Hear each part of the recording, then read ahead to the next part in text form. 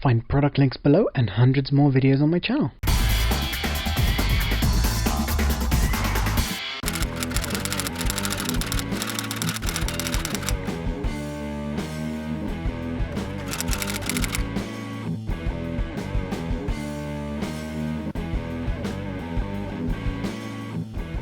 Okay, so in this video I'm going to show you what you need to properly wire up your mic. I've had questions about that.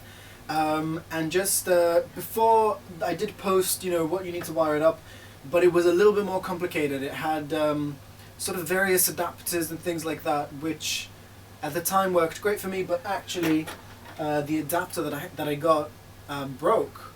And so right now I got really just the best quality cables and connectors, so that I can show you, so that if you want, high quality, again, not high price, it's between £6 to £10, but you will get just the best quality. Okay, so what you will need is cable, high quality cable, shielded with good quality connectors, link below. And this is a meter. Half a meter will be fine as well. I might actually cut this and just use half a meter of it. And then a high quality connector from Nutric, and this comes like this. You can, by the way, you can get this ready made for £10, but because I'm doing because my microphone is mono. You may have seen the video where I convert it from mono, just in the cable itself. I convert it from mono to stereo. Or basically dual mono, so I basically get both channels of the camera recording the audio rather than just one side.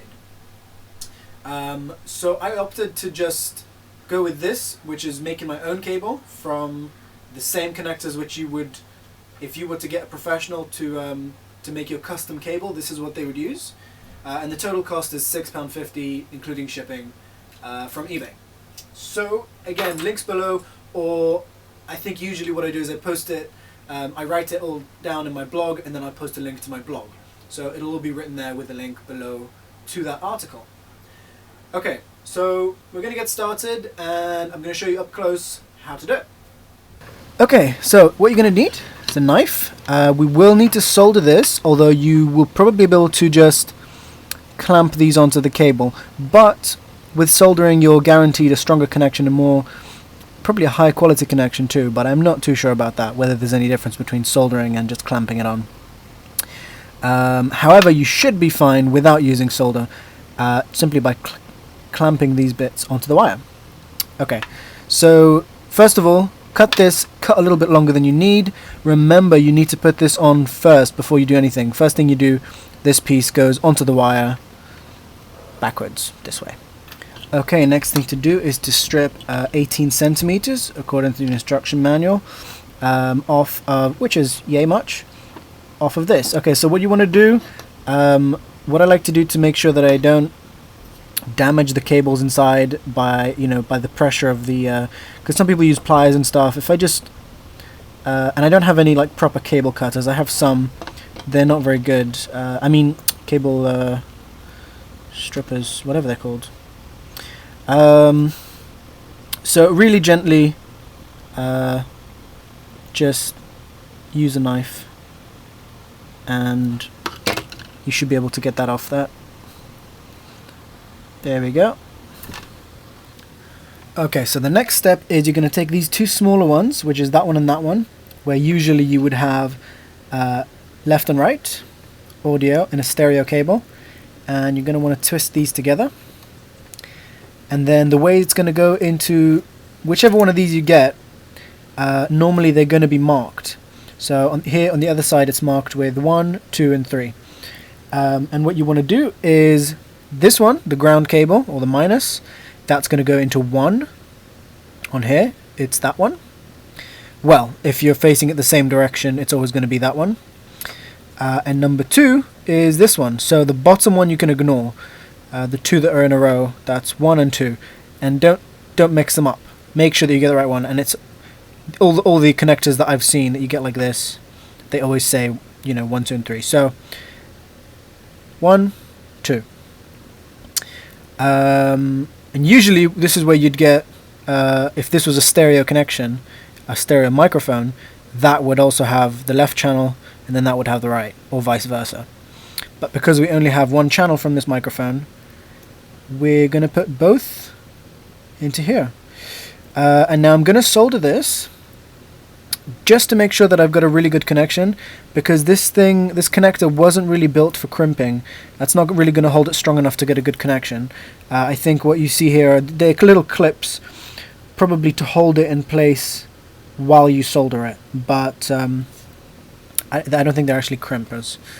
Crimpies, I don't know. So I'm going to put little pieces of solder like that, and then put the cable in with that, and then just heat the whole thing up right from that connection until the solder melts and holds it in place. Okay, just one more thing to mention is that the shielding, the sort of metallic foil that's around it, you want to cut that and make sure that it doesn't touch the two smaller ones. Testing, 1, 2. Okay, so if you're going to be doing this yourself, please do learn how to solder. I'm not an experienced electrician. I'm just doing this from how I know how. This isn't you shouldn't learn from me how to solder. Don't leave this unattended at any time.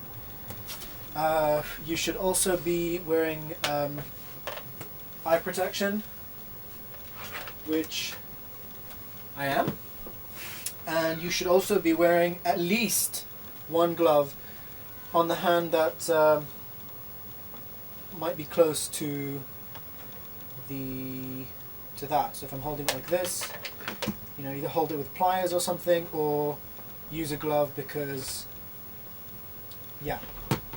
also the solder sometimes sprays, molten solder. You don't want to get that on your hands.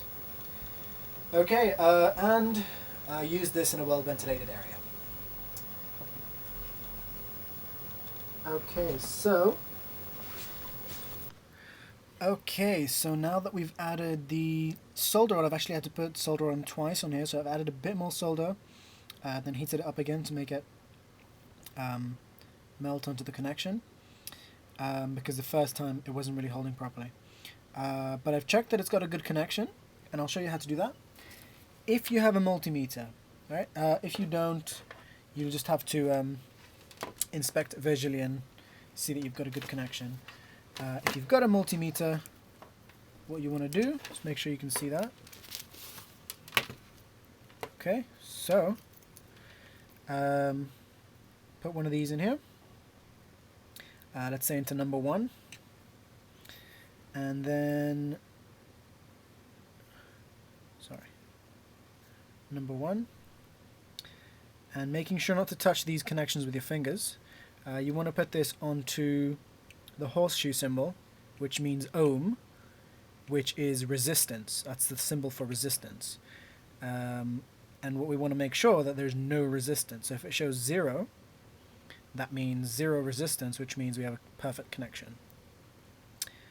And then you should also test against the other one to make sure that no cables are touching. So that says 1, which means nothing.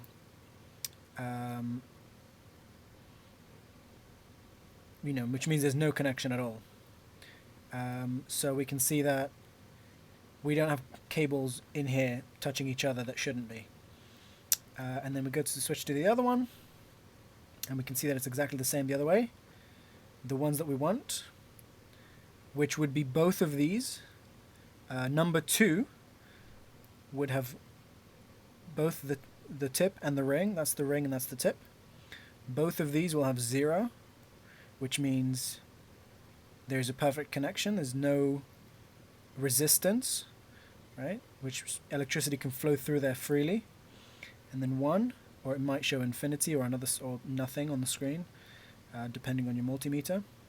And so there's no connection to that one, which is ground.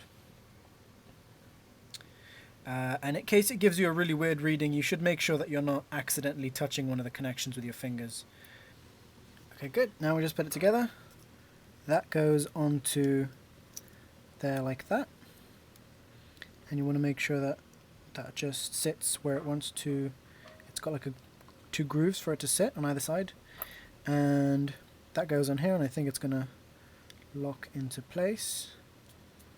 No, it doesn't lock. Okay, and that goes on here.